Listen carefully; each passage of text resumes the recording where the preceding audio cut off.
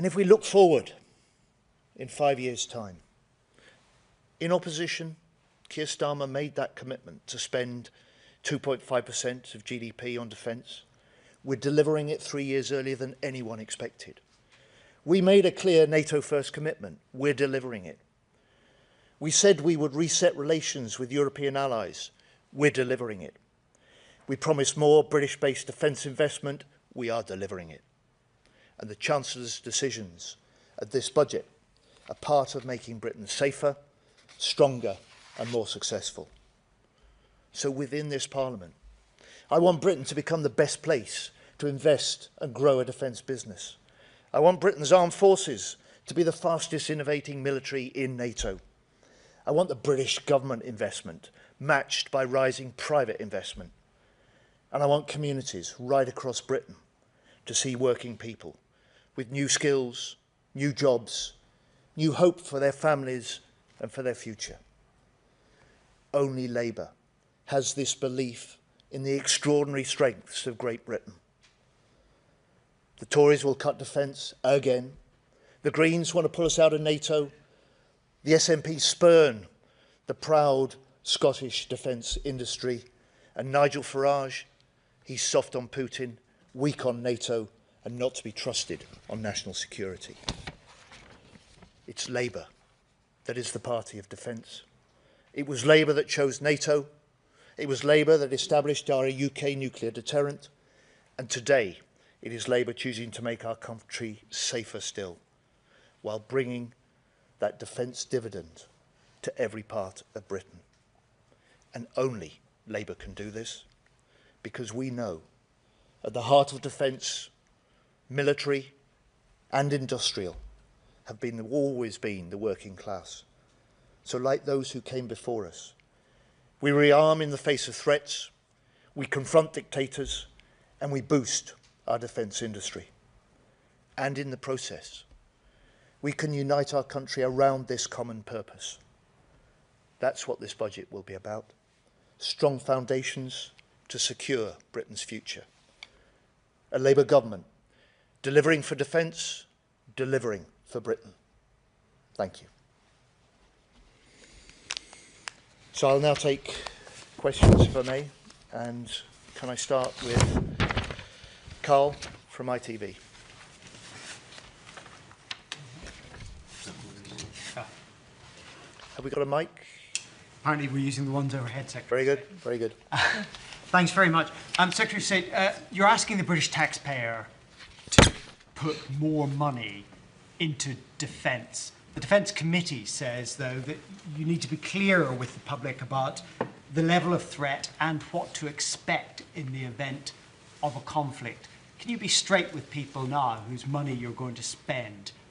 What is the level of threat? How close are we to conflict? And what should they expect? So I started this speech at the press conference by setting out the immediate threat that we have from Russian spy ships. I set out the scale of cyber attacks that have been in this last year against the defence systems alone. I pointed to the way that Russia isn't just raising the stakes in Ukraine, there's rising aggression against NATO as well. And we've seen across a range of different parts of the world, greater conflict, less predictability, greater danger.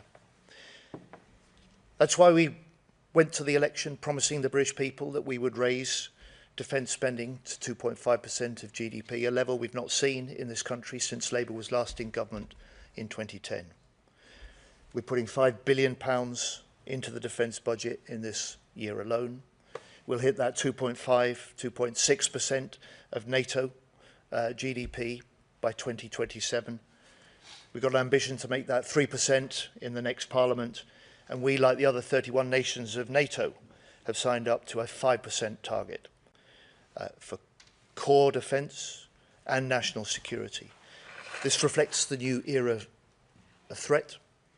It reflects the requirement for a new era for defence, and it recognises Britain's role, stepping up to lead in Europe, stepping up with other European nations on Ukraine and on NATO, because our strength is our work with allies, which is why we made the promise at the election. You've seen it delivered since, that Britain, under Labour, has reset our relations with Europe.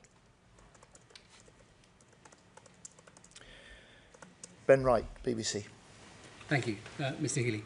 I mean, the German government has said that they believe Russia could attack NATO within 5 years. Do you agree with that assessment? And if you look at the spending in Germany or Poland, they're ramping it up much faster than we are. The budget's coming up. Do you need more money quickly from the Treasury to put Britain on a war footing? And can this effort be done, be candid with people, without taxes going up? We can't turn around the problems of the last 14 years overnight.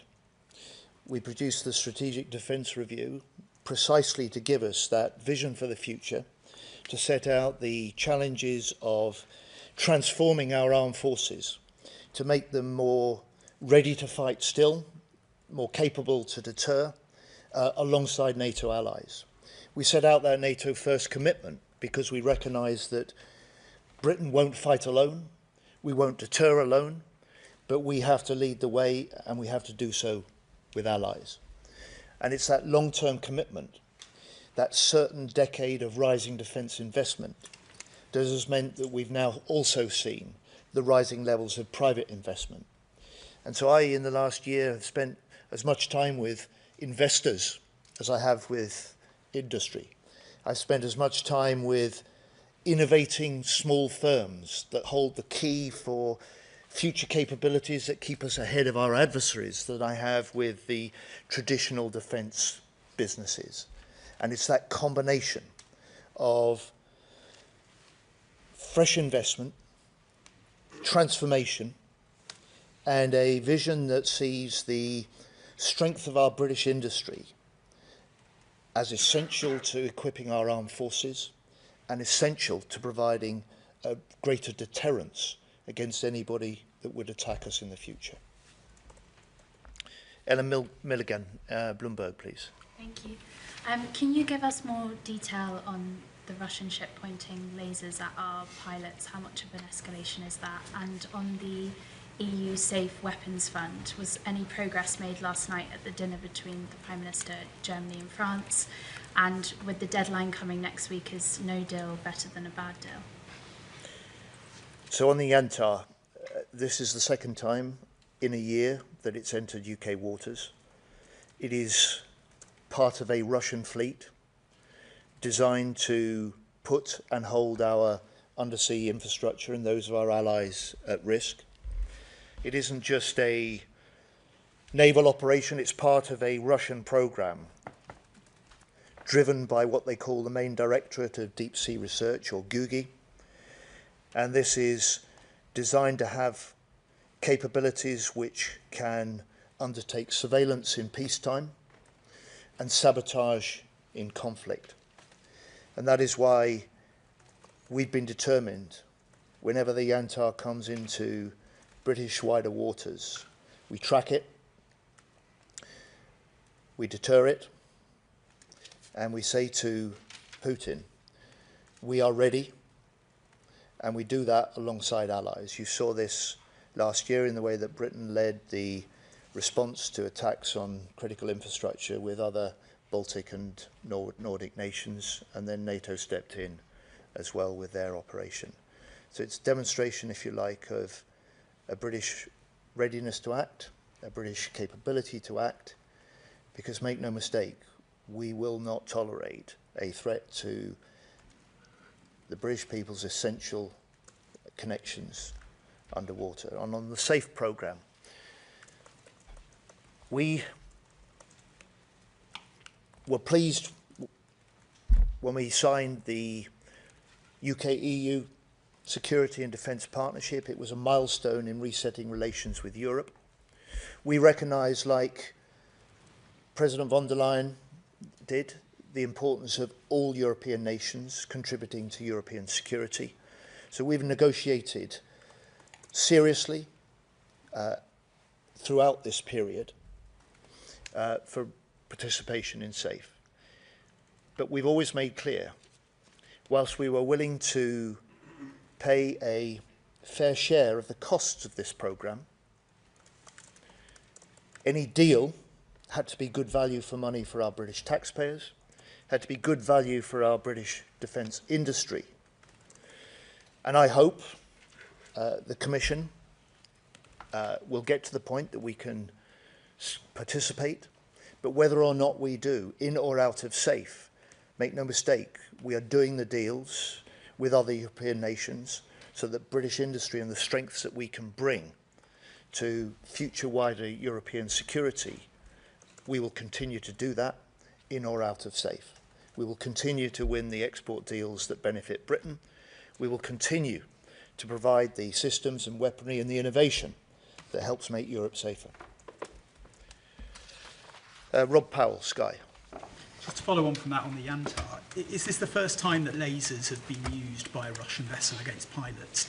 And how dangerous is that? What are the risks? And also, how will the UK government be responding to this?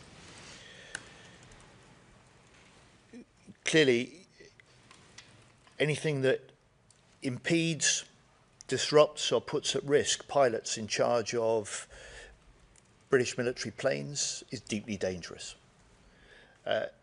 This is the first time we've had this action from Yantar directed against the British RAF.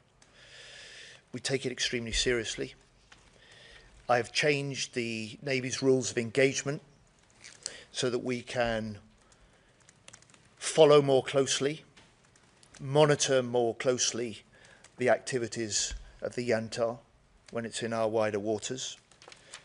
We have military options ready should the Yantar change course. I'm not going to reveal those because that only makes President Putin wiser. But I would just say to you, look at what we did last time.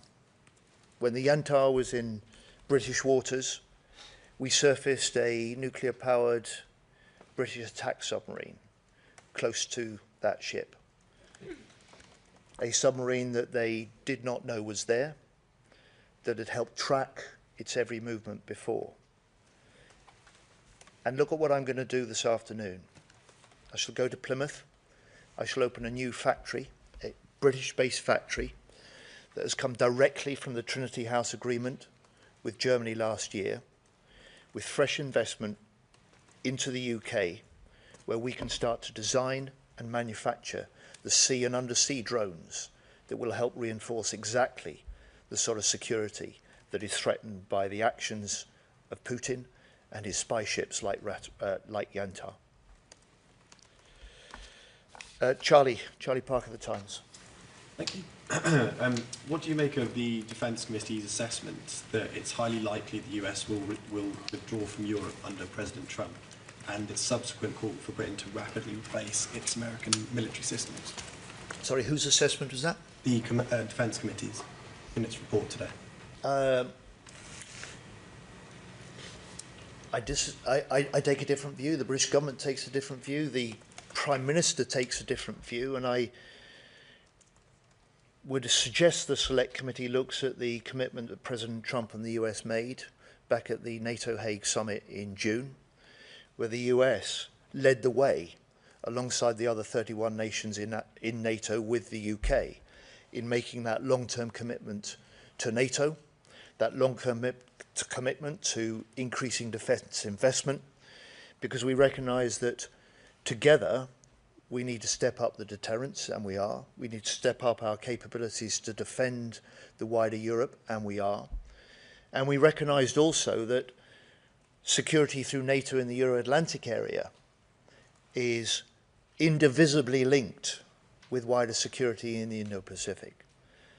I just say to the Select Committee, the strength of NATO is not just about the defence of Europe, it's about the defence of America too. That was the founding purpose that Britain played the leading part in establishing NATO in the first place. It's as true now as it was then. So I disagree with the Select Committee on that point of assessment, but they're right to say Britain must pick up the pace of what we do in the future, and that's exactly what we've been doing since July last year as a new government. Kieran Stacey, Guardian.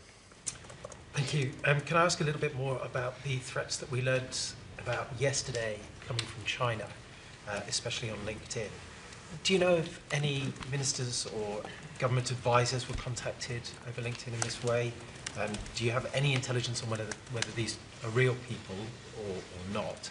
And is there any advice that you're issuing either to government officials or to the public at large about using LinkedIn?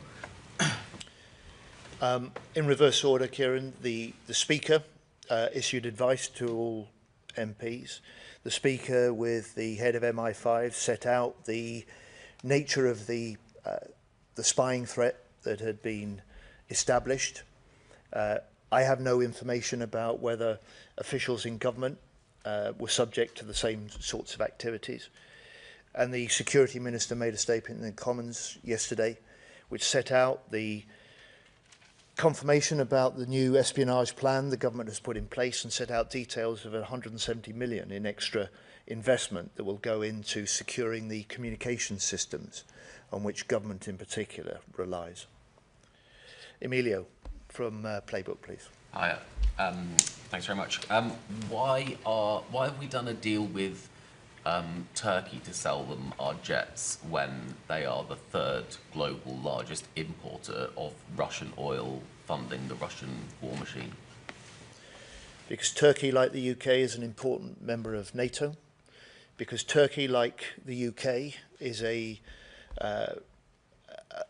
major nation involved in the support for Ukraine and the plans to lead the coalition of the willing if we can get an agreement between Putin and Zelensky to end the fighting.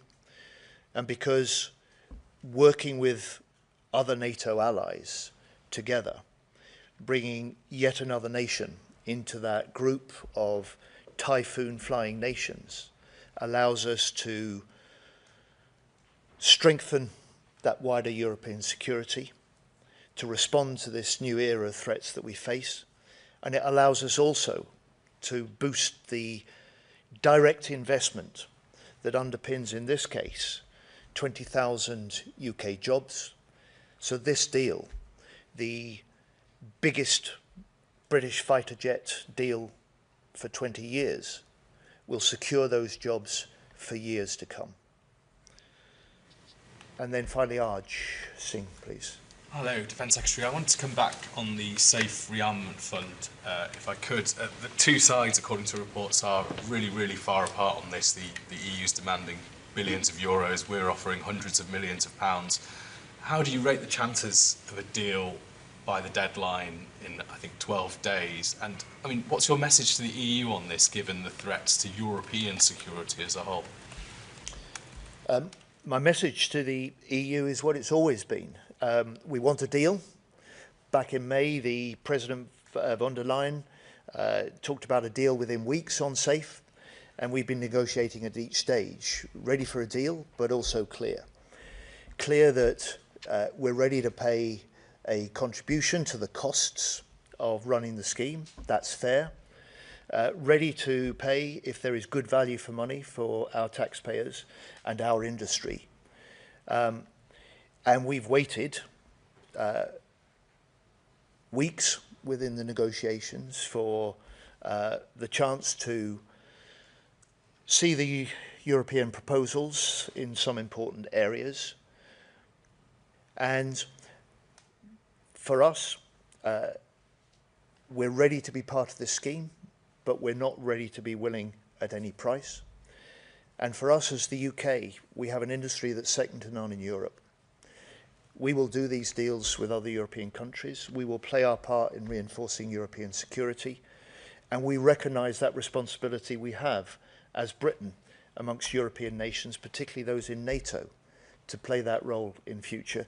And we will, in or out of SAFE. Thank you all. Thank you very much.